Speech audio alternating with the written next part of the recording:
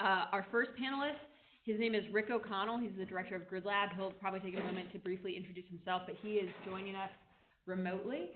And then we will also hear from Autumn Proudlove as well as Robert Sipes.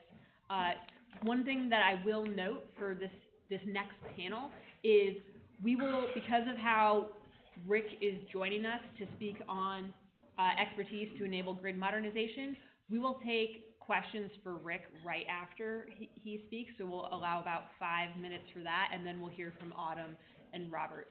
After we have this third panel, we'll take a quick break, and then we will move into group work, and so there will be instructions that we'll share with everyone, and we'll reconstitute the groups that we established at the last meeting and continue some of the work thinking about how trends are affecting the clean energy opportunities in North Carolina.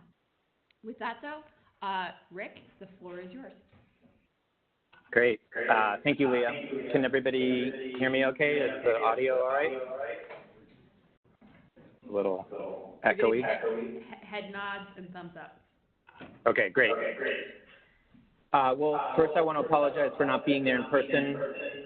As a Duke alum, I'm sure all of you are Blue Devil fans, so we could all talk about what a fantastic season we had this year, or maybe not so fantastic.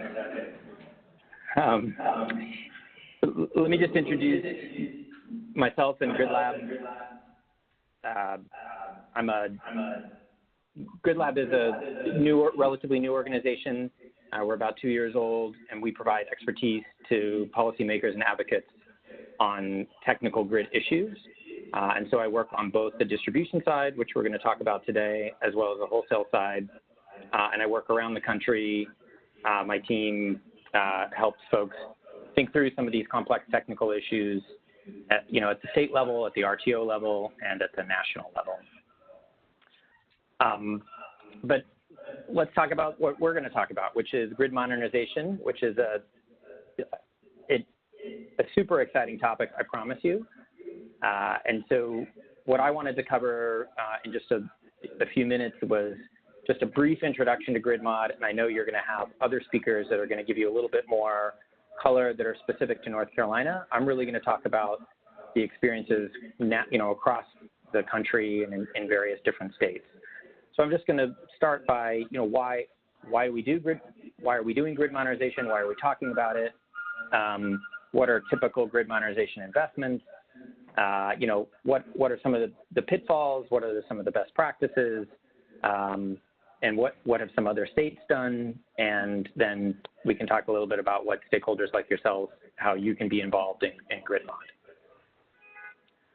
So first, let's just talk about in broad strokes, what is grid modernization? And I like to, we all seen this picture a lot of times, right? There's centralized generation, there's a transmission system, and then there's the distribution system. And, traditionally the distribution system's been pretty well, dumb. I mean, it's kind of designed for one-way power flow. It really made sure we got, electricity to our homes and our businesses and factories.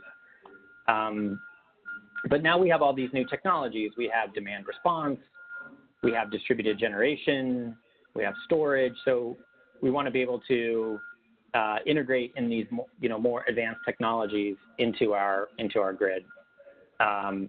And we also want to increase reliability and resilience. I think this is an important point that we're all focused on. So we want to have more intelligence in the distribution system. We want it to be able to sort of do things automatically, reduce the impact of outages. We want to provide better situational awareness to the grid operators so they have a better perspective of what's going on. And then we also want to prepare for new loads. So, I know in North Carolina, the governor has passed an executive order focused on electric vehicles. There's also a lot of focus on building electrification. So that's going to add a lot of new loads to the distribution grid. So we want to be ready for that. So I think these are kind of the three main parts of grid modernization. So what do these look like? And I think this is kind of hard when we think about like what these actual grid modernization investments look like. And I'm just warning you, it's kind of an alphabet soup of acronyms. And what's even worse is what, one utility calls one thing and other utilities call something else. But let me go through some of the sort of more typical investments, and then I'll explain in more detail. So I think first is software, and I'm going to talk about these. So don't feel like you need to know what ADMS and DERMS and IVVO mean. I'm going to talk about that on the next slide. And then after software comes communication. So one of the reasons we're doing grid modernization is that we're leveraging all this new low-cost IT that we have. And so where it used to be very expensive to build communication and automation into things, now it's a lot less expensive. And one of the ways it's less expensive is we have good high-speed wireless communications network that we can use to talk to all these devices that we want to put out on the distribution grid. And then I think then we actually have field hardware, right? And that's sort of the most expensive stuff, is actually buying things and putting them out in the distribution system. And so these are things like sensors, so we actually have a better picture of what's going on, like voltage, current, power factor. And then we have a lot of equipment like switches, which let us, automatically switch from one circuit to another with circuit breakers, ways to regulate voltage, through cap banks and other things, all this sort of stuff. And it's all remotely controlled, right? I mean, right now, the distribution system, a lot of it is not controlled at all. It's, somebody's got to drive out and replace a fuse if a fuse breaks. I mean, it hasn't been that long when, it used to be the way that the utility knew that the power was out is their customers actually called them. But now we're moving into this sort of things are much more control and automation. And then to be able to have all this control and automation, a lot of times we actually need to build new circuits to connect two different circuits so we can sort of reroute power right when one thing goes down, so we get more flexibility on the grid. And then last, but definitely not least, we want to have smart meters. So now we have better information about how and when customers are using power, as well as information about, voltage and the quality of power that's at specific customer locations. So let me just dig in a little more into the software, because I think the software is pretty important, and it is a lot of alphabet soup. So what we think of as kind of foundational software is advanced distribution management software, or ADMS. And so this really allows grid operators to manage the distribution system, to have better awareness, right? It's really like the, SCADA that you have on the transmission system. It's really giving that level of control and management onto the distribution system. In some places, like I said, all these crazy acronyms. In some places it's known as FLISR, or Fault Location Isolation and Service Restoration. And so really this is again, just distribution automation. It's the software that lets all that fancy equipment that you deployed, actually do intelligent things. Another piece of software that's been getting a lot of press lately, and a lot of people are looking to deploy it, is it's called by the very unlovely name of DERMS, and it has nothing to do with it's not some kind of bad skin condition. It's actually software to manage distributed energy resources. I would say that this is really not as a mature software platform as ADMS. There's vendors that are saying that they're offering it. And then I would also just offer a note of caution that in many cases, I don't think that the paradigm of the utility is going to control every single device that's out there on the network, that maybe they only really need to control such, larger devices, and that smaller devices can respond to signals that already exist out there, like price signals or voltage or frequency, and respond appropriately kind of in a more autonomous fashion as opposed to a kind of direct control fashion. And then finally, another key piece of software is integrated volt-var optimization. It's a mouthful. And I know, Duke is actively proposing this as part of their package as well. And so this really allows the voltage on circuits to be optimized, and this really saves, this saves electricity, saves customers money, because the old way of optimizing voltage was you would crank the voltage very high at the substation, knowing that the voltage would drop along the circuit. But if you deploy a little bit of hardware and some smart software, you can manage the voltage on the circuits much better, and allow for savings and a better voltage profile for your customers. So that's the overview of our, grid modernization. So if we think about it, it's, putting intelligence into the distribution system. It's allowing the distribution system to be, integrate DERs better, new technologies, more instrumentation, more communication. So what could possibly go wrong, right? It sounds great. And I think what can go wrong is really more on the regulatory kind of business model side and less on the technology side. It's not that the technology is cutting edge and it's not going to work, or utilities are going to deploy technology that doesn't do what it's supposed to do. I mean, there's a small risk of that, but most of this technology is relatively mature. I think a lot of it is more just around, the utility business model is they're incentivized to deploy capital. That's what they do well, and that's what they want to do. And grid modernization looks like a great way to deploy capital, and sometimes they might be a little overeager and deploy things faster than necessary, maybe try to modernize a whole grid when really only parts of it need it, or maybe they're going to choose to, buy versus rent,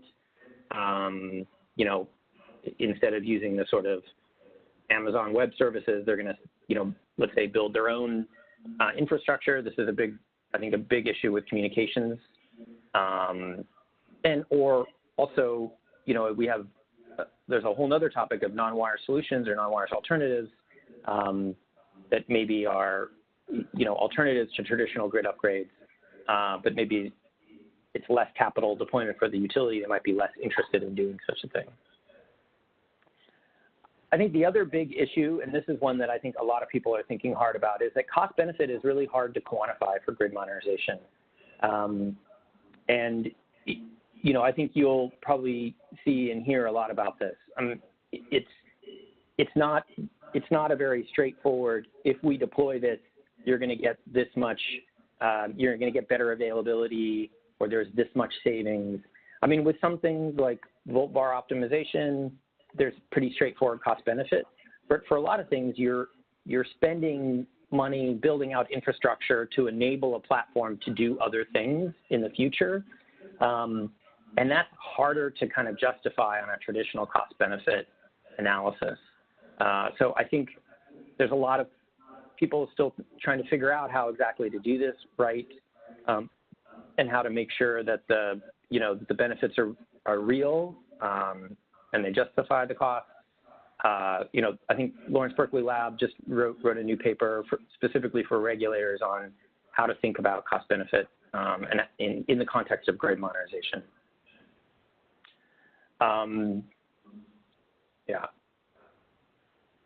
So just as another example of what can go wrong, I mean, here's an interesting bit of data, and I've got lots of charts. I can show lots of charts like this, but this is just showing over the last 6 years. The dotted blue line is distribution assets per customer. So that's grown 30% over the last 6 years, or between 2010 and 2016, whereas far outpacing kind of the O&M spending per customer, or which is the orange line, or the dotted yellow line, which is the consumer price index or inflation. So utilities have been spending a lot of money on the distribution system per customer, and it's not clear that the sort of availability has gone up dramatically. In fact, it hasn't, and so I think a lot of that just has to do with the fact that load growth has been flat for the last 10 years, so utilities have been unable to really deploy capital in new generation. And the distribution system looks like a great place to deploy capital. So what are some best practices? And so these are some of the things that we've been thinking about in the states that we've been working in and helping regulators and others think about, what are the best approaches for grid mod.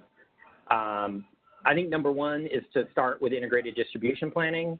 That's a whole nother topic, but that really sort of opens up the planning process, brings in stakeholders, and makes sure that when the utility is planning the distribution, that they're taking all sorts of things into account, like DER growth, EV growth, that they're making their planning process more transparent and less kind of a black box. So I think that's key and like the most important recommendation. I would say then next, you sort of want to deploy, what we call foundational software. So I think that would be, the automated distribution management system, get the key software in place, and then expand, capabilities through, distribution automation or, the field hardware and communications network investments on an as-needed basis. So really using your distribution planning to identify where you need those investments because of low growth or outage issues or just aging infrastructure in those locations. And so really identifying where you need to go as opposed to just sort of saying you need to do it everywhere. And then the other thing is making sure that you have a way to prioritize where you go, right? So how do you select where you're going to deploy distribution automation and advanced technology, which circuits you're going to modernize, why you're going to do that. And then also, I think this is another long topic, but automated metering infrastructure, if the benefits are maximized, they can have, the cost benefit can be very strong. In a lot of places, if they're just deployed and not used to their full extent, then they don't, the benefits aren't really there. And I think we're seeing that already. Like recently, there's been a couple of places where AMI has been rejected by commissions because the benefits weren't really there. And I think it's not that the benefits weren't there, it's just that they weren't being leveraged. So you need to make sure you leverage those investments. And then I think the last thing I'd say is really important is making sure you have good metrics for success. And I think we need to do better thinking about coming up with better metrics. Right now, the metric we have is really just kind of availability, sort of amount of outage. Reality is our grid is pretty good. Our outages are very short and small, with the exception of sort of major events like hurricanes. And so we maybe need to come up with better metrics, or better ways of thinking about how to measure success. But we definitely need to measure success. We can't just sort of say, oh yes, we're going to spend all this money, and then not really go back and look and make sure that we've actually done what we said we're going to do. And then I just want to share quickly lessons learned from some of the other states we've worked in. We've seen a lot of very ambitious grid modernization plans in states like California, Virginia, North Carolina, Ohio. There've been pretty significant dollar amounts and large complex proposals. I would say most of those have been rejected by commissions, either wholly or in part. And I think a lot of it was, commissions questioning the cost benefit, about concerns about ratepayer impact. And then I think also just concerns about mixing, what some traditional, grid upgrades, replacing, antiquated equipment, and along with actual what really is modernizing the grid and sort of throwing all those things into one big bucket, making it hard for commissions to understand, what's new and necessary, and what's just traditional upgrades, replacing equipment that's end of life. One interesting thing is in California, Southern California Edison proposed 3 years ago, and the commission actually just came out with its ruling last week. I mean, the ruling alone was 440 pages, so it gives you an idea of the complexity of this stuff. You know, the commission said, hey, you know, our traditional rate case structure just isn't set up to handle grid modernization, and they created a whole set of evaluation criteria for grid modernization proposals going forward. And then I would also say that there's a lot of states, you know, most notably Michigan, Nevada, and Minnesota, that are kicking off integrated distribution planning processes. I think other states like Illinois, Ohio are kind of considering it or thinking about it. And so that's another trend that we're seeing around the country.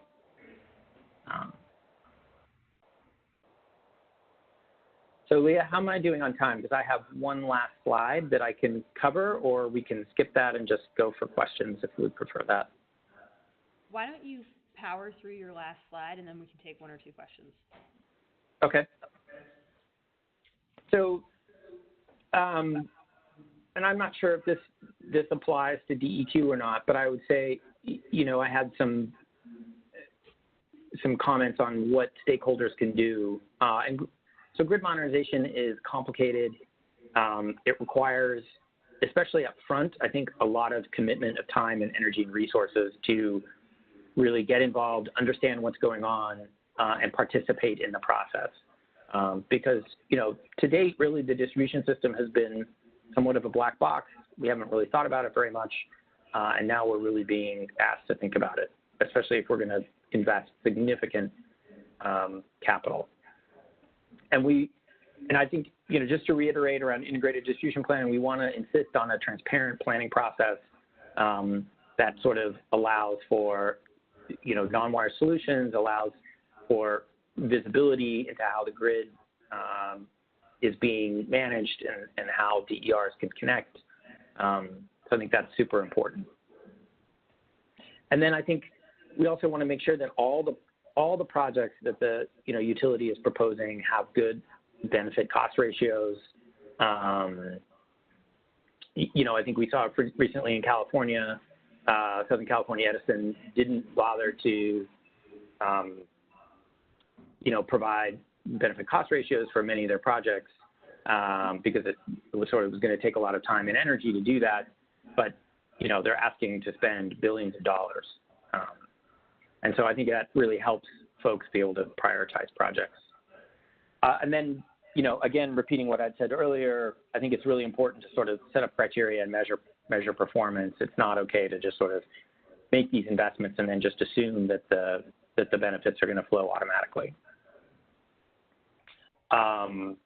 Right, and then, you know, there's always the wish, which is really, I think, a lot of what grid modernization does is it pushes at the, you know, what is the utility business model and how should the utility really be interacting with this new modern grid. So with that, I'm happy to take a couple of questions. I know that's a lot, but. Thanks, Rick. So we have time for maybe 2 questions before we move to our next speakers.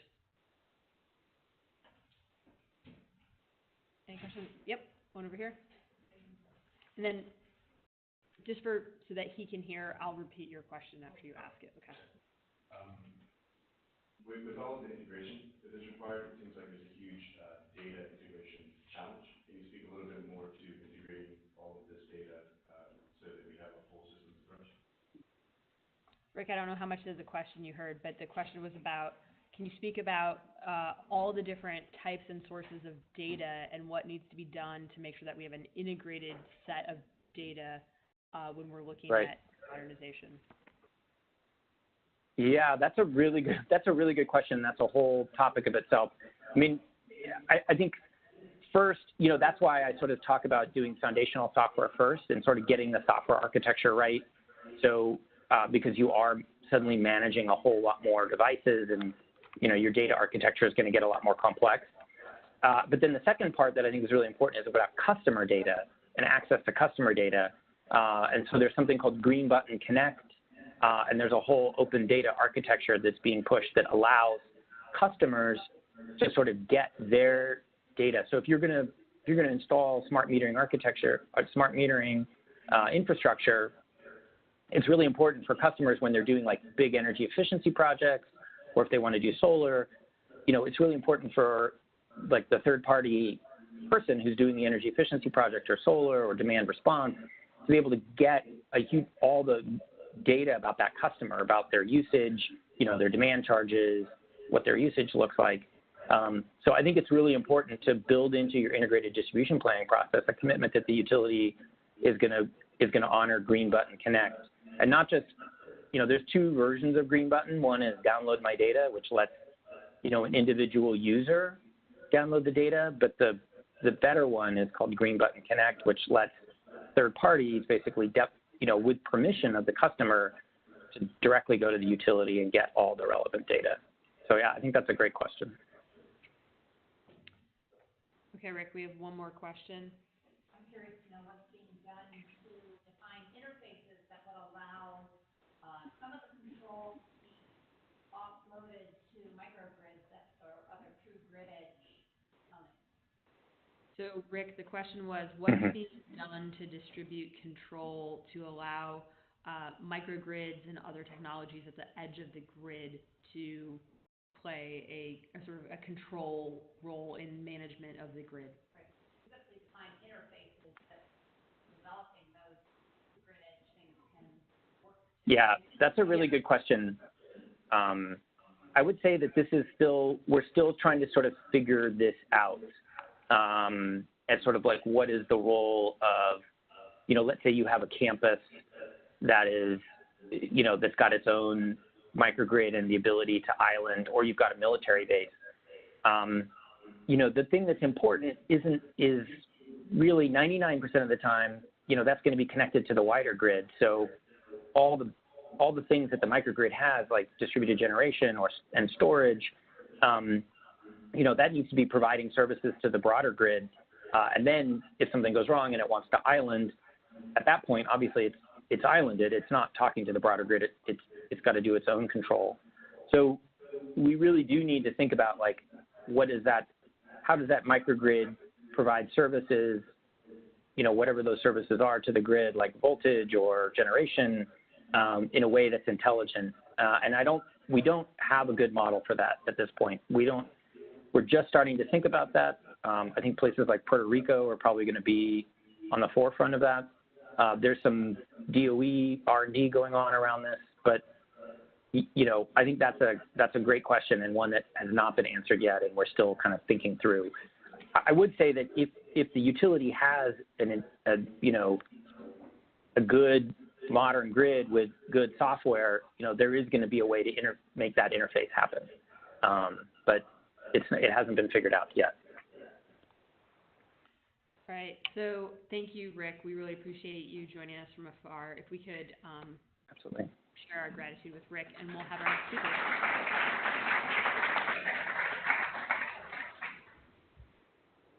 Thanks so much.